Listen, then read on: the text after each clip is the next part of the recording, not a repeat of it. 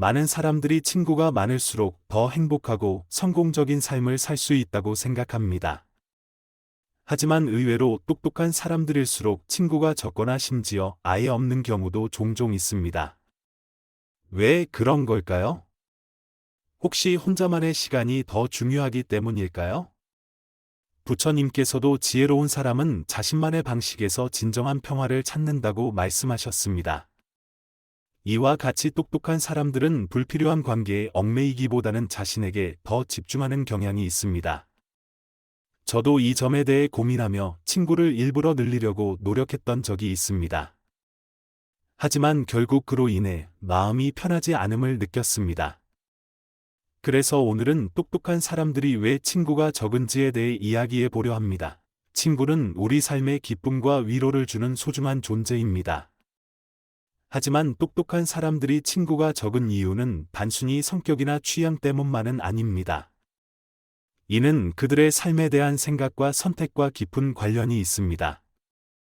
이제 똑똑한 사람들이 친구가 적은 이유와 그 의미에 대해 함께 알아보겠습니다. 첫 번째 이유는 똑똑한 사람들이 깊이 있는 대화를 선호하기 때문입니다. 일은 단순한 일상 대화나 가벼운 이야기보다는 철학적이고 세계의 문제에 대해 고민하는 깊이 있는 대화를 즐깁니다.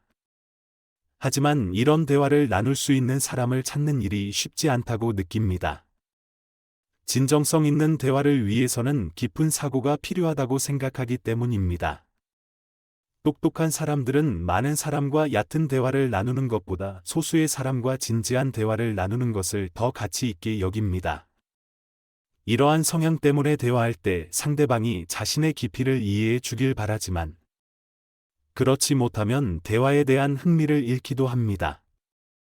단순한 대화에서는 자신이 원하는 지적 자극을 얻기 어렵기 때문에 결국 사람들과의 교류가 자연스럽게 줄어들게 됩니다.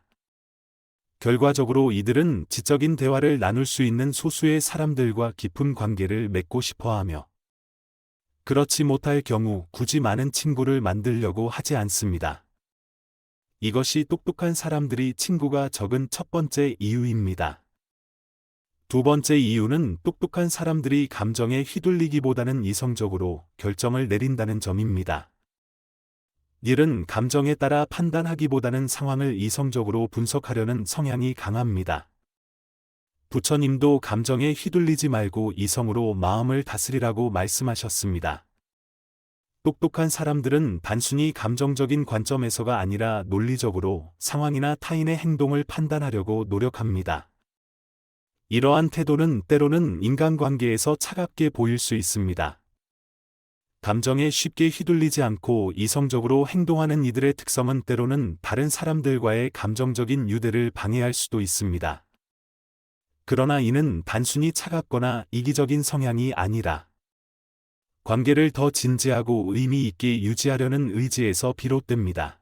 결국 똑똑한 사람들이 친구가 적은 이유는 단순히 외로움을 즐기거나 사회성을 피하기 위해서가 아니라 그들의 삶의 방식을 더 충실히 살아가려는 선택의 결과일 수 있습니다. 이러한 선택은 단순히 숫자보다 질을 중요시하며 진정으로 자신을 이해하고 깊이 있는 대화를 나눌 수 있는 사람들과의 관계를 더욱 소중히 여기는 자세를 보여줍니다. 않기 때문에 사람들과 깊은 감정적 유대감을 맺으려 하지 않는 경우가 많습니다. 또한 이성적 판단을 우선시하기에 타인의 감정을 깊이 공감하지 못할 때도 있습니다. 이러한 성향은 인간관계에서 거리를 두게 만들며 결과적으로 친구가 적거나 아예 없는 경우로 이어질 수 있습니다. 이는 똑똑한 사람들이 친구가 적은 두 번째 이유로 꼽힙니다. 세 번째 이유는 똑똑한 사람들이 혼자 있는 시간을 더욱 소중히 여긴다는 점입니다. 일은 자신의 생각을 정리하고 내면을 탐구하는 시간을 매우 중요하게 여깁니다. 독서나 자기 개발과 같은 활동에 몰두하며 이러한 시간 속에서 자신을 더 깊이 이해할 수 있다고 믿습니다. 철학자 칸트도 이런 시간을 통해 자신을 더 잘 이해할 수 있다고 강조했습니다. 일은 외부 자극보다 깊은 내적 성찰과 자기 성장을 더 큰 가치로 여기며 이러한 과정 속에서 혼자만의 시간은 더욱 큰 의미를 지닙니다. 이를 통해 새로운 아이디어를 떠올리거나 자신의 생각을 발전시키며 이로 인해 친구들과 어울리기보다는 혼자만의 시간을 보내는 것을 선호하게 됩니다. 이는 사회적 활동의 감소와 친구를 사귈 기회의 부족으로 이어지고 똑똑한 사람들이 친구가 적은 이유 중 하나로 작용합니다. 네 번째 이유는 똑똑한 사람들이 친구 관계에서 양보다 질을 중시한다는 점입니다. 일은 많은 친구를 두기보다는 진실한 소수의 친구와 깊은 관계를 맺는 것을 더 중요하게 여깁니다. 부처님도 모든 관계가 긍정적인 것은 아니며 때로는 관계를 멀리하는 것이 필요하다고 언급하셨듯 똑똑한 사람들은 넓고 얕은 관계보다는 깊고 좁은 관계를 선호합니다. 이러한 성향은 친구를 쉽게 사귀지 못하게 만들며 진정으로 신뢰할 수 있는 사람을 찾기 위해 시간과 노력을 기울이게 합니다. 단순히 표면적인 관계를 맺기보다는 진정성 있는 친구 관계를 추구하며 이로 인해 친구가 많지 않거나 아예 없는 경우도 생길 수 있습니다. 하지만 이들은 친구의 수보다 관계의 질을 더 중요하게 여기기 때문에 이를 큰 문제로 여기지 않습니다. 이는 똑똑한 사람들이 친구가 적은 또 다른 이유입니다. 다섯 번째 이유는 똑똑한 사람들이 감정적인 소모를 줄이려는 경향이 있다는 점입니다. 인간관계는 때로 복잡하고 많은 감정적 에너지를 소모할 수 있습니다. 철학자 쇼펜하우어는 자신을 보호하기 위해 고독을 선택해야 할 때도 있다고 말했듯이 똑똑한 사람들은 이런 감정적 소모를 최소화하기 위해 의도적으로 타인과 거리를 두는 경우가 많습니다. 이는 자신을 지키는 방법이자 에너지를 보다 가치 있는 곳에 사용하려는 선택입니다. 결국 이 모든 이유들이 결합되어 똑똑한 사람들은 친구가 적거나 아예 없는 경우가 많습니다. 하지만 이들에게는 그것이 꼭 단점이거나 불행을 의미하지는 않습니다. 그들은 고독 속에서 자기 자신을 발견하고 성장하며 진정성 있는 관계를 통해 더 깊은 만족을 추구하기 때문입니다. 있습니다. 감정적인 문제에 깊이 얽히는 것을 꺼리고 관계에서 발생하는 복잡한 감정의 흐름을 피하려는 사람들이 있습니다. 이러한 성향은 가까운 사람들과도 일정한 거리를 유지하게 만들며 결과적으로 친구의 범위를 넓히지 않는 경우로 이어지기도 합니다. 그들은 감정적으로 더 평온한 상태를 유지하기 위해 고독을 선택하는 경우가 많습니다. 이는 똑똑한 사람들이 친구가 적은 이유 중 다섯 번째로 꼽힐 수 있습니다. 여섯 번째 이유는 똑똑한 사람들이 자신의 목표와 꿈에 강하게 집중한다는 점입니다. 일은 자신의 목표를 이루기 위해 시간과 에너지를 아낌없이 투자하며 다른 사람들과 교류하기보다는 꿈을 이루는 노력에 더 큰 가치를 둡니다. 부처님께서도 자신의 길을 걷는 사람이 진정한 평화를 찾는다고 말씀하셨듯 일은 삶의 목표와 과정을 이루는 데 초점을 맞춥니다. 이러한 집중력은 자연스럽게 우정이나 인간관계를 우선순위에서 밀리게 만듭니다. 자신의 꿈을 이루기 위해 타인과의 관계를 유지하기보다는 자신의 길을 따르는 것을 선호하기 때문에 친구를 만날 기회나 사회활동이 줄어들게 됩니다. 결과적으로 친구가 적거나 없는 경우가 많지만 일은 이를 외로움으로 느끼지 않습니다. 오히려 자신이 선택한 여정을 의미 있는 과정으로 받아들이며 즐기는 경우가 많습니다. 이와 같은 특성은 똑똑한 사람들이 친구가 적은 이유 중 여섯 번째로 볼 수 있습니다. 일곱 번째 이유는 똑똑한 사람들이 관계에서 깊은 신뢰를 중시한다는 점입니다. 일은 친구 관계에서 신뢰를 무엇보다 중요하게 여기며 믿을 수 없는 사람과는 장기적인 관계를 유지하지 않는 신념을 가지고 있습니다. 철학자 니체는 신뢰가 관계의 기반이며 신뢰 없는 관계는 공허하다고 말했습니다. 똑똑한 사람들은 상대방이 자신을 진정으로 이해하고 신뢰할 수 있을 때만 깊은 관계를 형성합니다.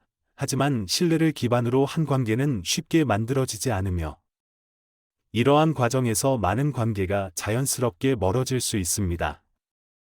얕은 신뢰보다는 진정한 신뢰를 기반으로 한 관계를 더 소중히 여기는 이들은 많은 사람들과 친구가 되는 것보다 소수의 믿을 수 있는 사람들과의 관계를 더 가치 있게 여깁니다. 이는 단순히 성격 때문만이 아니라 관계의 깊이를 중시하고 자신만의 시간을 활용하며 목표를 추구하는 태도에서 비롯됩니다. 또한 이들은 이성적 판단을 중시하고 감정적으로 얽히지 않으려 하며 감정적 소모를 피하려는 경향이 강합니다. 이러한 태도는 인간관계에서 일정한 거리를 두게 만듭니다. 부처님께서도 모든 관계가 나에게 좋은 것은 아니라고 가르치셨듯 똑똑한 사람들은 많은 사람과 얕은 관계를 맺기보다는 소수의 사람들과 깊은 관계를 맺는 것을 선호합니다. 똑똑한 사람들이 외로움을 느끼기보다는 혼자 있는 시간을 더 소중히 여기며 이를 자기 성장의 도약대로 삼는다는 점은 정말 흥미롭습니다. 닐은 혼자 있는 시간 속에서 깊은 성찰을 통해 자신의 삶을 정리하고 내적 평화를 찾아냅니다. 그 결과 친구가 적거나 없어도 전혀 불편함을 느끼지 않고 오히려 자신의 삶에 더욱 충실히 몰입하며 의미 있는 성과를 이루어냅니다.